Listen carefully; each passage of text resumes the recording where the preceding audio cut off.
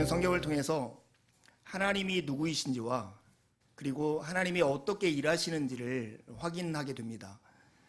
그것에 대한 합당한 반응은 하나님께서 어떻게 일하시는지를 알고 그 일에 참여하여서 협력하는 것이 그리스도인, 특별히 하나님의 부름받은 사람들의 반응이라고 볼 수 있습니다.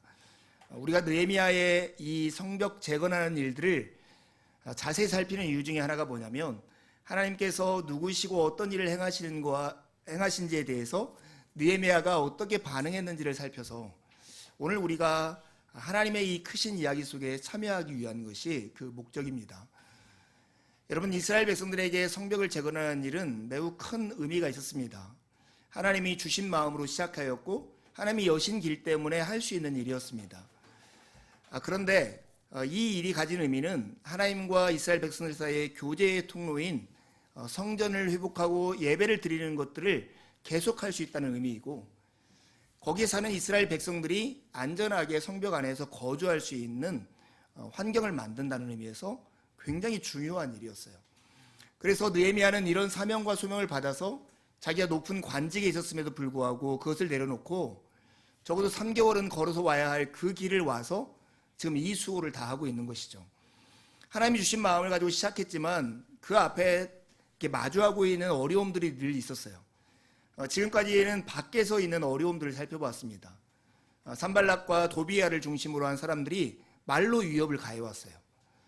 그런 다음에는 모여서 공격할 기회를 호시탐탐 노리는 그런 일들이 그에게 발생한 것이죠. 이제 밖에서 있는 어려움들이 어느 정도 정리되는가 싶더니 이제는 안에서 있는 어려움들이 발생한 거예요. 이 성벽을 재건하는 일은 52일이라는 시간에 짧은 기간 동안에 이루어진 사건입니다. 근데 그 안에서 지금 유다 백성들 중에 일부가 다른 유다 백성들을 향해서 원망하는 소리를 내뱉고 있는 거예요. 백성들이 1절에 보면 그의 아내들과 더불어 와서 원망을 합니다. 아내들과 더불어 왔다는 것은 이 원망하는 일이 단순히 노역하는 일과 관련된 것이 아니라 어떤 한 가정 전체 일과 관련되어 있다는 것이죠. 그리고 나중에 이 느헤미야가 꾸짖는 사람들을 보면 귀족들과 민장들이에요. 그 동네의 리더들에게 원망을 하고 있는 것이었습니다. 어떤 사람은 와서 우리가 가족이 이렇게 많은데 먹을 것이 없습니다. 또 어떤 사람은 와서 지금 흉년이 들어서 먹을 것이 없으니 내가 포도원이나 집을 저당 잡히고서라도 양식을 구해야 할 형편입니다. 또 어떤 사람은 와서 내가 세금을 내려고 집을 저당 잡히고 빚을 내어 세금을 냈습니다. 이게 어떻게 됩니까? 이렇게 느헤미야를 향해서 이렇게 백성들을 원망하는 소리가 들립니다. 그것을 잘 정리한 게 5절인데요. 5절을 공동번역 성경이 번역하는 걸로 보면 이렇습니다. 우리가 한 결례인데 저희 살이나 우리 살이나 무엇이 다르냐? 제 자식이 아까우면 남의 자식도 아까운 줄 알아야 할 것이 아니냐? 우리 꼴을 보아라. 우리는 제 아들, 딸을 종으로 팔아먹은 신세다. 딸들이 짓밟히는데도 우리는 어떻게 손 쓸 힘이 없구나. 이렇게 원망하고 탄식하고 있는 것이죠.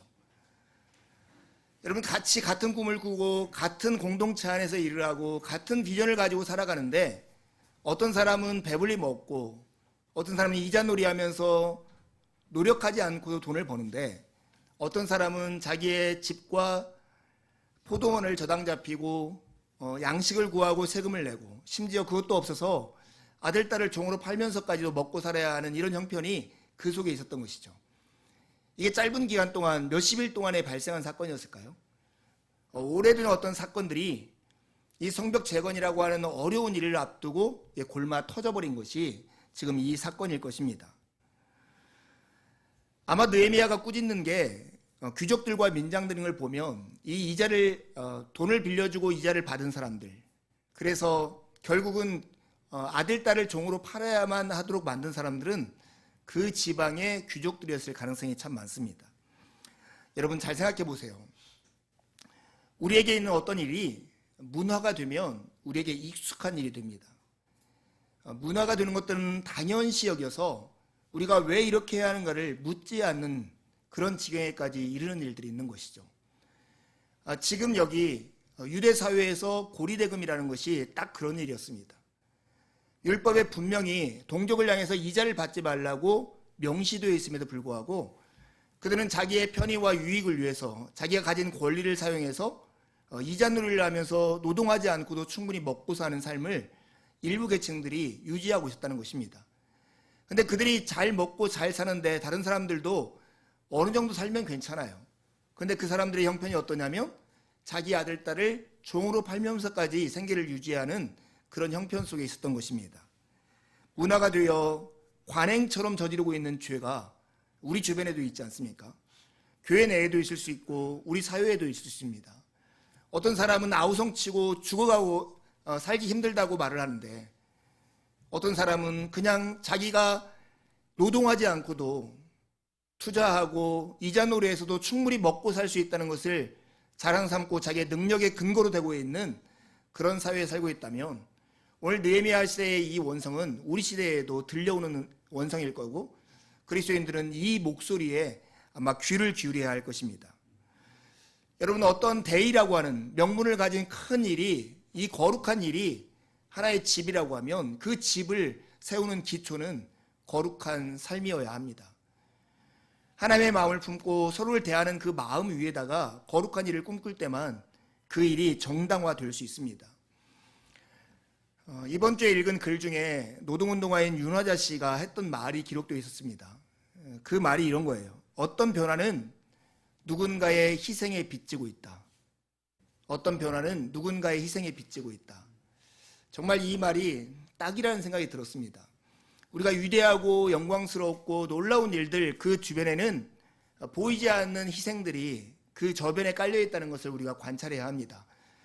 박수를 받는 사람들의 그 능력과 그 사람들의 뛰어남 때문에만 그 일이 이루어지는 게 아니라 말없이 그 주변에서 묵묵히 그들을 따라주고 그들을 위해서 수고하고 희생한 사람들의 피와 땀이 거기에 스며 있다는 것을 알지 못한다면 우리는 정말로 위대함과 영광이 무엇인지를 착각하게 되는 것입니다. 그런데 우리가 살아가는 이 세계 가운데 위대함과 영광이라는 것이 누구의 희생에 빚지고 있는가를 생각해 보십시오. 능력 있다고 생각하는 많은 사람들의 영광은 사회에서 소외되고 능력이 없고 스스로 살 힘이 없는 사람들의 희생에 빚지고 있다는 것입니다. 세계적으로 유명한 관광지 중에 많은 곳이 무덤인 걸 여러분들 아십니까? 이집트의 피라미드도 무덤이고 중국의 명13릉도 무덤이고 인도의 타지마할도 무덤이고 경주에 가서 볼 수 있는 많은 문화재들도 무덤들입니다. 여러분들 그 위대한 무덤들을 우리가 왜 박수치고 가서 보고 놀라고 감탄합니까? 그 당시 황제들이 대단한 사람들이었고 그 황제가 사랑하는 아내가 정말로 그 황제의 총애를 받았고 이런 것들 때문에 놀라합니까? 우리가 그 자리에 있어서 그 무덤을 지으려고 희생하며 죽어갔던 많은 사람들의 울부짖음을 듣지 못한다면 우리는 그리스도인으로서 그런 것들을 제대로 보지 못할 거예요. 저는 세계에 있는 이런 무덤 문화재들이 보여주는 것이 우리 삶의 현실이라고 생각합니다. 약한 사람들의 희생에 빚지어서 강한 사람들이 영광과 찬송을 받는 것, 그게 세상의 질서이고 세상의 스타일입니다. 그런데 그리스도가 가르치시고 그리스도가 우리에게 보여주신 삶의 방식은 전혀 다릅니다. 그래서 우리가 거룩한 삶이라고 할 때 거룩한 삶의 스타일은 십자가에서 그대로 우리에게 보여줍니다. 여러분, 예수 그리스도의 십자가가 무엇입니까? 같은 죽음이지만 다른 사람의 희생을 통해서 당신의 영광을 받는 자리가 아니라 당신의 죽음을 통해서 죄로 말미암아 죽을 수밖에 없는 많은 사람들이 구원이라고 하는 영광을 경험하게 하는 자리가 십자가 아닙니까? 세상은 약한 사람들, 소외된 사람들, 부족한 사람들의 희생에 빚지어서 강하고 능력 있다라고 생각하는 사람들이 영광을 받는 자리라면 성경이 말하는 예수님의 스타일은 당신이 희생하고 그 당신의 희생에 빚지어서 그 사랑과 은혜를 받을 수 없는 자격 없는 우리가 그 영광과 은혜를 경험하도록 하는 것, 그것이 바로 예수님의 스타일입니다. 오늘 예수님의 이 모습이 오늘 느헤미야가 이 원망의 현정, 이 어려움들을 극복해 나가는 자리에 그대로 드러나 있습니다. 여러분, 느헤미야는 이 소식을 듣고는 엄청나게 화가 났습니다. 그렇지만 분노했으나 깊이 생각했다라고 얘기해요. 분노했다라고 하는 말 속에 있는 것은 지금 원망하고 있는 사람들의 백성들의 마음을 공감하고 있다는 뜻이죠. 어떻게 그럴 수 있느냐? 어떤 사람의 입은 입이고 이들의 입을 주둥이라고 말할 수 있는가? 느헤미야 또한 너무나 화가 나가지고 화를 냈지만 화를 내는 것만으로 다 해결할 수 없기 때문에 깊이 생각하고 두 가지 일을 하는 것입니다. 한 가지는 설득하는 작업이고 다른 하나는 앞장서는 작업입니다. 느헤미야는 지금 많은 이자를 받아서 같은 유대 동족들을 힘들게 하고 있는 이 귀족들과 민장들을 불러서 이들을 설득하는 작업을 합니다. 너의 삶을 돌아보아라. 그리고 너의 삶을 돌이켜라. 이 얘기를 하는 것입니다. 느헤미야는 대회를 엽니다. 많은 사람들 앞에서 이 문제를 공론화하는 것이죠. 그리고 귀족들과 민장들에게 그들의 행위를 돌아보게 하면서 너희의 소행이 옳지 못하다고 얘기합니다. 느헤미야와 이 귀환한 공동체의 많은 사람들은 자기의 사비를 들고 돈을 모아가지고 이방 사람들에게 종으로 팔려갔던 많은 아들, 딸들을 돈을 갚고 사오는 일들을 해왔습니다. 이것을 근거로 해서 귀족들과 민장들한테 얘기해요. 우리는 이방의 손에 팔려간 형제들을 도로 찾는데 이렇게 힘쓰는데 너희는 오히려 형제들을 종으로 파는 일을 하고 있다. 심지어 형제들끼리 종으로 사고 있으니 이게 말이 되는 얘기냐. 이렇게 그들에게 말을 합니다. 그러면서 이렇게 두 가지 원칙을 얘기해요. 너희들이 행동할 때는 늘 하나님을 경외하는 가운데서 그리고 이방 사람들의 비방을 생각하면서 행동해야 한다. 하나님을 경외하는 가운데서 이방 사람들이 어떻게 우리를 생각하고 어떻게 보고 어떻게 비방하는지를 생각하면서 행동해야 할 것을 얘기합니다. 여러분 저를 봐보십시오. 그리스도인들은 늘 이런 위치에 서 있는 거예요. 하나님을 경외하는 가운데서 이방 사람들의 비방을 생각하는 자리에 서 있는 거예요. 하나님과 세상 사이에 서 있는 사람들이 그리스도인입니다. 베드로 사도는 그리스도인들을 왕 같은 제사장이라고 말을 합니다. 이 제사장의 위치가 딱 하나님과 사람들 사이에 있는 자리였습니다. 하나님의 은혜와 복을 백성들한테 빌면서 백성들의 죄와 어려움들을 하나님 앞에 기도로서 올려드리는 자리가 제사장의 자리였습니다. 오늘 느헤미야는 이 귀족들과 민장들에게 그런 얘기를 하는 거죠. 너희들 돌아보아라. 너희들이 지금 어디 서 있느냐. 너희들이 정말 하나님과 이방 사람들 사이에서 하나님을 증언하고 사람들의 고통과 아픔을 하나님께 아뢰는 자리에 서 있는가. 이것을 지금 되묻고 있는 것입니다. 그런 다음에 그들에게 구체적으로 어떻게 돌이켜야 할 것을 얘기합니다. 지금 이 원망의 가장 근본적인 원인은 높은 이자를 받는 것이었습니다. 나중에 보면 이들이 돌려줘야 할 것 중에 기름의 100분의 1 보면 그 당시 이자를 약 20% 정도, 연리 20% 정도 받은 걸로 추정이 됩니다. 그런데 원래 레위기 법에 의하면 동족들까지는 이자를 받을 수 없는 규정이 있습니다. 그렇기 때문에 이런 이자를 받음으로써 삶의 형편들을 문제를 만드는 것을 오늘 그치자고 하는 것입니다. 느헤미야가 그들에게 제시하는 것은 우리가 그 이자 받기를 그치자 이렇게 말을 합니다. 그런 다음에 그들에게 오늘이라도 너희들이 지금 저당 잡고 있는 집과 포도원 그리고 많은 음식들과 너희들이 가지고 있는 돈들을 다시 돌려보낼 것을 이야기를 합니다. 일종의 작은 희년의 행사를 그들에게 하면서 그들을 돌려보내는 것이죠. 여러분이 귀족들과 민장들이다 생각하고 이 말씀을 한번 읽어보십시오. 여러분이 이미 많이 가지고 있어요. 그리고 지금까지 가지고 있는 것들을 그들에게 빌려주고 그 이자로서 특별히 일하지 않고도 먹고 살 만한 형편이었고 이 가진 것을 자녀들에게 물려주면 자녀들이 고생하지 않고 살 수 있는 그런 형편이라고 생각할 수 있어요. 그런데 하나님의 말씀이 여러분에게 들려온 거예요. 돌려보내라. 이자 받기를 그치라. 이 섰을 때 여러분 선뜻 주님의 말씀이 내가 따르겠다고 순종할 마음이 이루어지겠나 하는 것입니다. 돌이킬 줄 아는 사람만이 길을 잃지 않습니다. 길을 잃지 않기 위해서는 자기가 잘못된 방향으로 가고 있을 때 그걸 돌이킬 줄 알아야 합니다. 귀족들과 민장들은 느헤미야의 이 꾸지람을 달게 들었습니다. 그리고 느헤미야가 말한 대로 자기들이 저당 잡고 있던 것을 돌려보냈고 그들에게 아무것도 요구하지 않겠다고 맹세했고 말한 그대로 실천하는 데까지 이르게 되는 것입니다. 느헤미야는 이들을 불러놓고 언약식을 합니다. 제사장 앞에서 맹세하게 하고 자기의 옷에 먼지를 털므로써 너희들이 말한 대로 행하지 않으면 하나님께서 너희의 삶을 털어버려서 너희들을 빈손이 되게 만들 것이다. 이렇게 얘기합니다. 사랑하는 여러분, 이 귀족들과 민장들의 순종 속에 담겨져 있는 중요한 의미가 있습니다. 이들에게 자기가 가지고 있는 소유와 재산, 자녀들에게 물려줄 수 있는 기회, 이런 것들이 최고의 가치가 되었으면 이런 일을 할 수가 없었을 것입니다. 그러나 그들 안에 하나님의 뜻과 하나님의 이루실 그 복된 일, 하나님 안의 풍성함, 내가 가지고 있는 소유가 주님의 것이라는 것을 인정하는 믿음이 있을 때 이들은 여기에 이를 수 있을 것입니다. 사랑하는 여러분, 우리 시대의 정말 어려움 중에 하나는 욕심을 넘어서 무관심이라는 생각이 듭니다.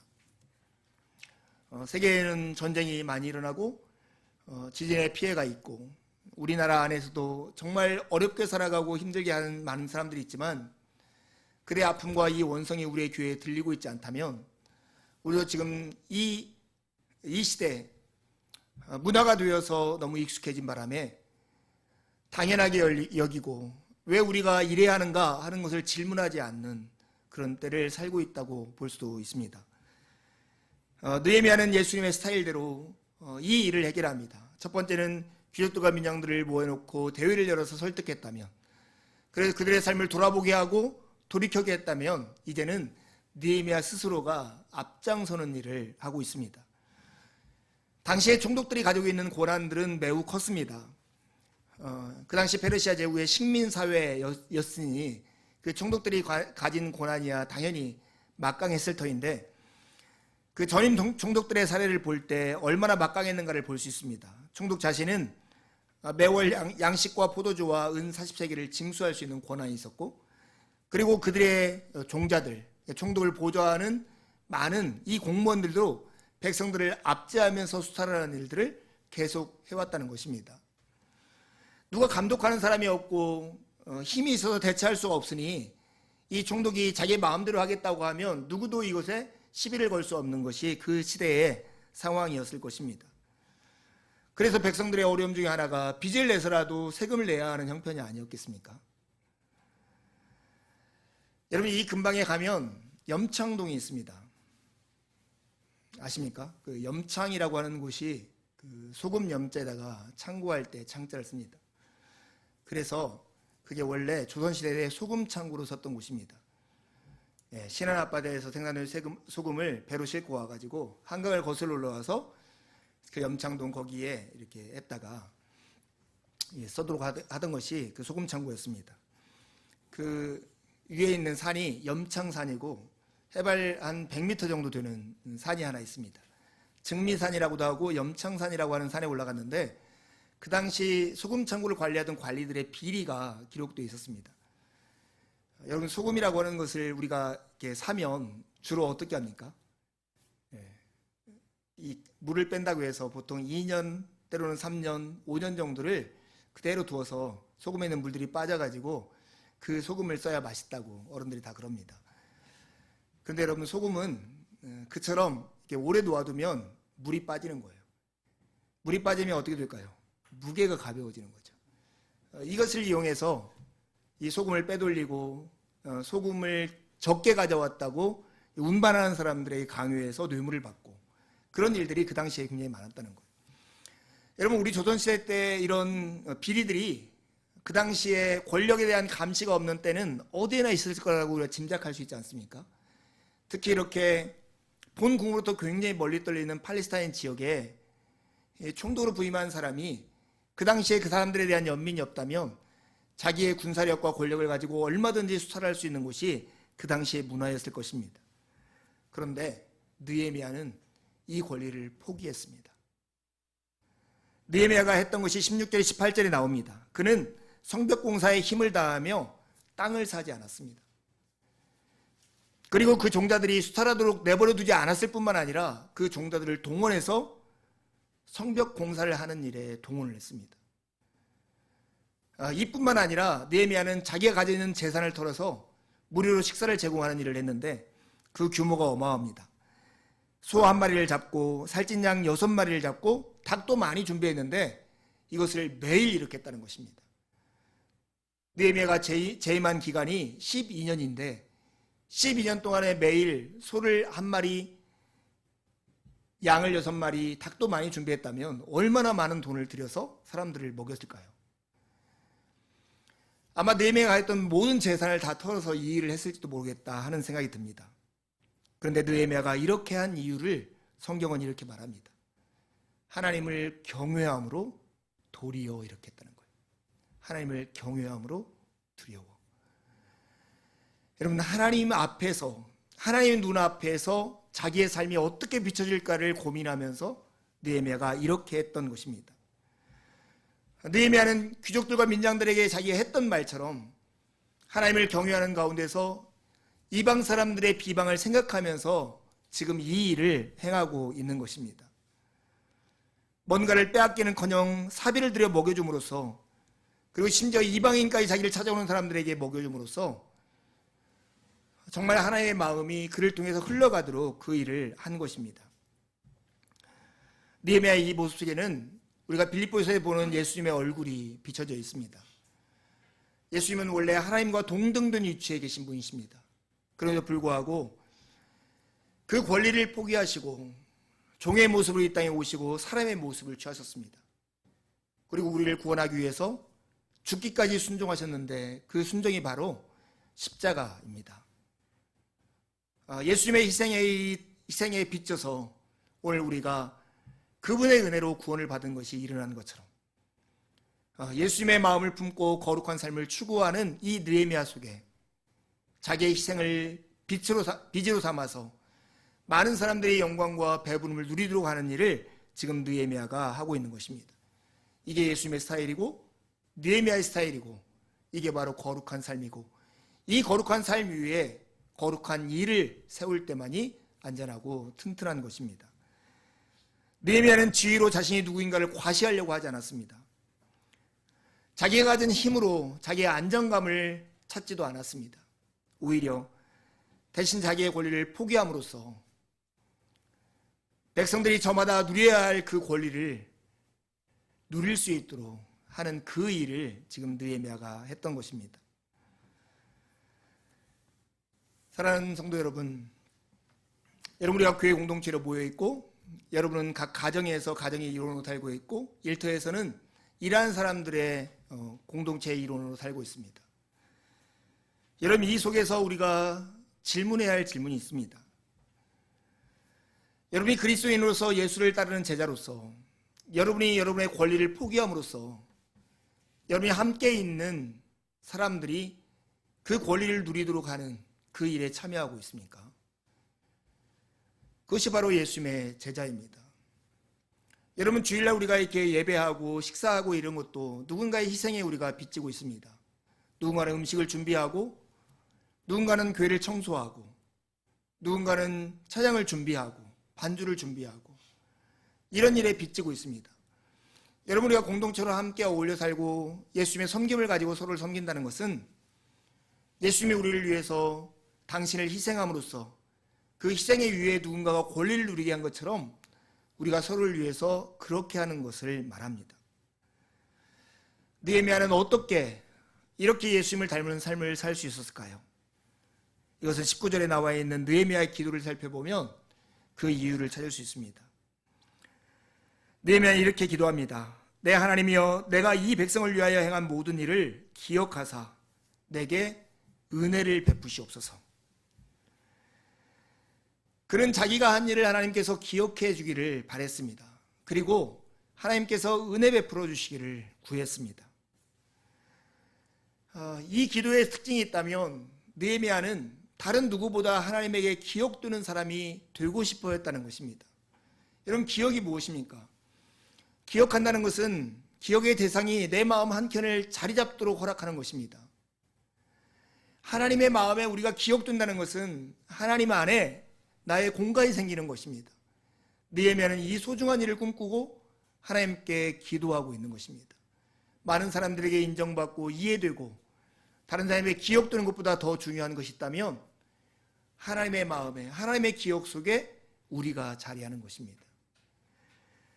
느헤미야가 이렇게 할 수 있는, 이런 기도를 드리며 이러한 희생 가운데 참여할 수 있었던 힘은 하나님을 경외하는 마음이었습니다. 하나님을 두려워하는 그 마음이 그를 움직이는 힘이었습니다. 느헤미야는 사랑의 대상인 사람을 신뢰의 대상으로 삼지 않았습니다. 주님께만 소망을 두고 주님께 은혜를 구했기 때문에 사람들 앞에서 자유할 수 있었습니다. 신학자인 벤겔이 했던 유명한 말을 몇 번 여러분에게 반복했습니다. 하나님만 두려워하는 사람은 하나님이 아닌 것에 대해서는 조금도 두려워하지 않는다. 그러나 하나님을 두려워하지 않는 사람은 하나님 외의 모든 것을 두려워한다. 하나님을 두려워하는 사람만이 사람들과 세상들 앞에서 담대하게 살아갈 수 있는 것입니다. 사랑하는 성도 여러분, 거룩한 일은 거룩한 삶 위에 세워질 때 안전하고 튼튼합니다. 거룩한 삶의 열쇠는 하나님을 두려워하는 마음이고 내가 가진 것과 이 세계가 누구에게 속해 있는지를 아는 데서 출발합니다. 우리가 하나님께 풍요로운 복을 받았고 지금도 계속 받고 있고 그 복 덕분에 오늘을 살 수 있는 힘이 있다는 것을 인정하고 믿는다면 우리가 그 하나님께 대한 합당한 응답은 이웃을 향해서 후히 베푸는 것이 되어야 할 것입니다. 함께 기도하겠습니다.